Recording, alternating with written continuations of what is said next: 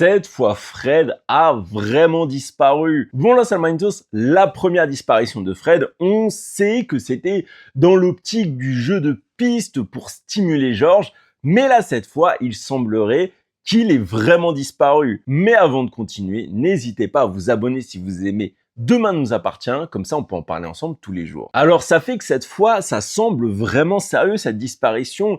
La première fois, moi j'avais mis l'hypothèse que c'était sa bipolarité, et cette fois, comme c'est vraiment réel, j'en suis persuadé, c'est sa bipolarité qui a fait qu'il a un peu pété un câble. Parce que après tout, il a été dans une situation vraiment délicate. Il a été mis en isolement pendant une semaine, et en plus à son retour, il voit George et Victoire vraiment se rapprocher. On a vu d'ailleurs qu'il a eu une espèce de petite dispute avec Victoire. Moi, je pense que ça l'a fait rentrer en pleine crise. Surtout qu'en plus, on ne sait pas si pendant cette semaine d'isolation, il avait accès librement à son traitement. Par contre, ce que j'ai trouvé complètement dingue, c'est le fait qu'il n'y ait aucun respect du secret médical. Parce que le seul qui était au courant, malgré son statut de médecin, il n'a pas hésité à le dire à Victoire. Ton mec a sûrement disparu parce qu'il est bipolaire. Non mais c'est scandaleux ça. Mais vous, dites-moi en commentaire si vous pensez que Fred est en danger suite à cette disparition.